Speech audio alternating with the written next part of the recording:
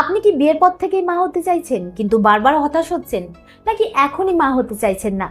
অনেক মহিলাই জানেন না যে মাসিকের কতদিন পর শারীরিক মিলন করলে বাচ্চা হওয়ার সম্ভাবনা সবচেয়ে বেশি। আসলে এই উত্তরটি জানার হলে আপনাকে আগে এটা বুঝতে হবে যে মাসিক জিনিসটা আসলে কি। বেশিরভাগ লোকেই মনে করেন যে মাসিক হলো শুধুমাত্রই রক্তপাত, কিন্তু এর পেছনেই লুকিয়ে রয়েছে বাচ্চা হওয়ার একটি অসাধারণ রহস্য। আর সেই রহস্য না জানার কারণেই অনেকেই বছরের পর বছর চেষ্টা করেও মা হতে পারছেন না, আবার অনেকে অনিচ্ছাকৃতভাবে গর্ভধারণ করে ফেলছেন। তাই আজকের এই ভিডিওতে আমি আপনাকে খুবই সহজ ভাষায় বোঝাবো যে মাসিক আসলে কি, তারপর বৈজ্ঞানিক তথ্য অনুযায়ী জানাবো যে কোন দিনগুলো আপনার জন্য সবচেয়ে গুরুত্বপূর্ণ। আর শেষে থাকছে এমন 5টি টিপস যা আপনি নিজে দেখেই বুঝতে পারবেন যে বাচ্চা হওয়ার সঠিক সময় কোনটি। নমস্কার, আমি মাধুরী দাস, হেলথ কনসালটেন্ট। তো চলুন শুরু করা যাক।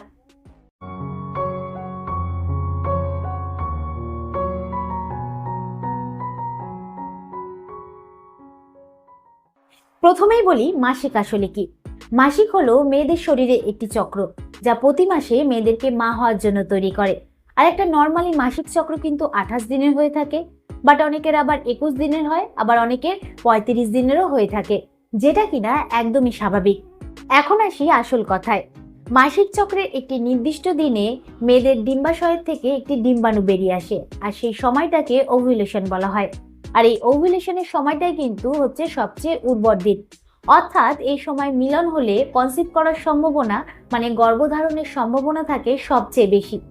এখন প্রশ্ন হলো এই দিনটা কখন আসে। যদি কারোর পিরিয়ড সাইকেল 28 দিনের হয় তাহলে পিরিয়ডের 14তম দিনে ওভুলেশন হয়। মানে পিরিয়ড যবে থেকে শুরু হচ্ছে তবে থেকে 1 2 3 4 করে গুণে যবে 14তম দিন হচ্ছে তার আশেপাশে হয়। তো এবার আপনার মনে হতেই পারে, তাহলে কি বাচ্চা নেওয়ার জন্য শুধুমাত্র এই 14তম দিনেই শারীরিক মিলন করতে হবে? না, আপনার ওভুলেশনের আগে 5 দিন এবং ওভুলেশনের পরে 2 থেকে 3 দিন, মানে মোট সব মিলে 8 দিন আপনাকে শারীরিক রিলেশন করতে হবে। এই সময়টা কিন্তু বাচ্চা নেওয়ার জন্য একদম পারফেক্ট টাইম। আর এই সময়টাকে ফার্টাইল উইন্ডো বলা হয়, কারণ ছেলেদের শুক্রাণু মেয়েদের শরীরে সবচেয়ে বেশি 5 দিন অবধি বেঁচে থাকতে পারে, কিন্তু মেয়েদের যে ডিম্বাণু রয়েছে সেটা 12 থেকে 14 ঘন্টা অবধি বেঁচে থাকে। তাই এই সময়ের মধ্যে মিলন ঘটলে গর্ভধারণের সম্ভাবনা থাকে সবচেয়ে বেশি।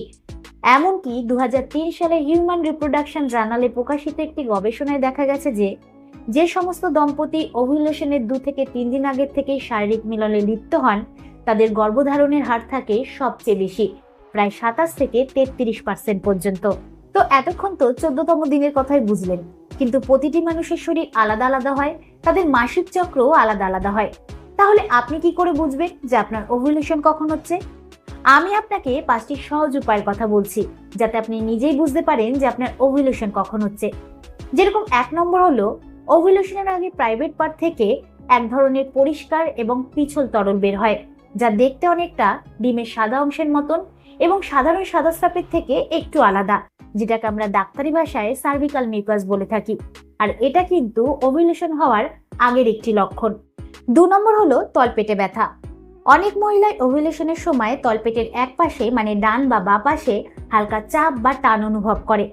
এটাকে বলা হয় মিটেলস মাছ। আর এই ব্যথাটা কিন্তু বেশিক্ষণ থাকে না, এটা কয়েক ঘন্টা বা সবচেয়ে বেশি 1 থেকে 2 দিন পর্যন্ত থাকে।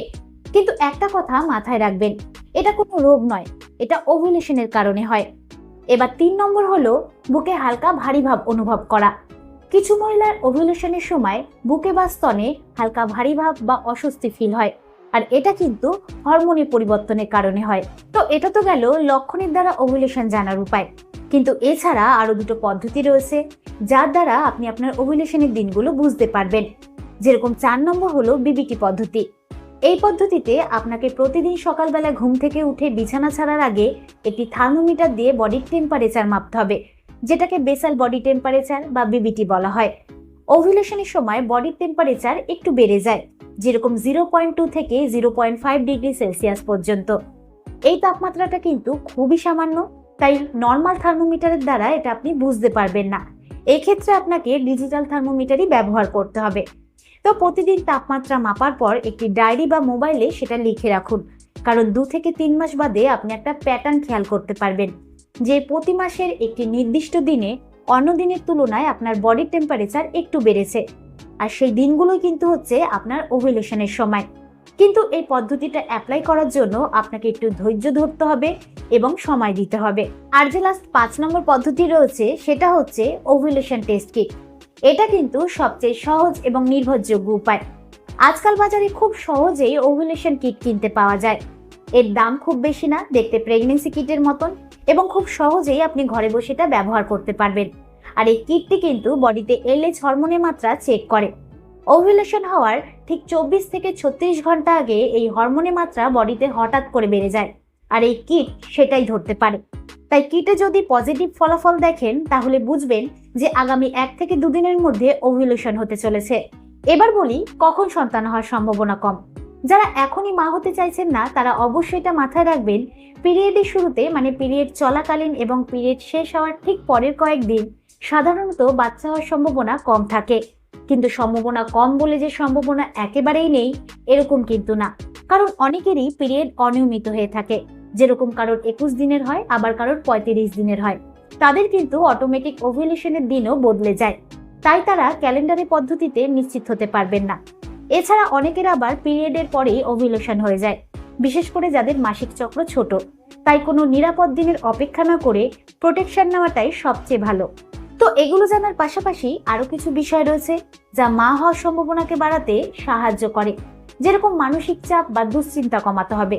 অতিরিক্ত মানসিক চাপ বা দুশ্চিন্তা হরমোনের উপর প্রভাব ফেলে, এমনকি ওভুলেশনের সময়টাকেও এলোমেলো করে দিতে পারে। এছাড়া আপনার খাওয়া দাওয়ার উপর নজর দিতে হবে, যেরকম সবুজ শাকসবজি, ডাল, মাছ, মাংস, দুধ এগুলো খেতে হবে। আর এরই সাথে আপনার ওজনকেও নিয়ন্ত্রণে রাখতে হবে, কারণ অতিরিক্ত ওজন বা খুব কম ওজনও মাসিক চক্রকে প্রভাবিত করে। এবং এরই পাশাপাশি ডাক্তারের পরামর্শ নিয়ে আপনি প্রেগনেন্সি প্ল্যানিং করার আগের থেকেই ফলিক অ্যাসিড সাপ্লিমেন্ট খেতে পারেন, কারণ মা হওয়ার আগের থেকে ফলিক অ্যাসিড খেলে গর্ভের শিশুর জন্মগত সমস্যার ঝুঁকি কমে। তো আমি আবারও বলছি, মা হওয়ার পথটা সবার জন্য একরকম হয় না, কারোর জন্য সহজ, আবার কারোর জন্য একটু সময় লাগে। কিন্তু সঠিক তথ্য জানা থাকলে পথটা অনেক সহজ হয়ে যায়, এবং মেয়েদের শরীর প্রতি মাসে তাদেরকে একটা সুযোগ দেয়, শুধু দরকার সেই সংকেতটি চেনা। তো আমি আশা করব এই ভিডিওর দ্বারা আপনি উপকৃত হবেন। ভিডিওটি কিরকম লাগলো অবশ্যই কমেন্টে জানাবেন। আজকের মতন এতটুকুই, আবার দেখা হবে পরবর্তী ভিডিও নিয়ে। নমস্কার।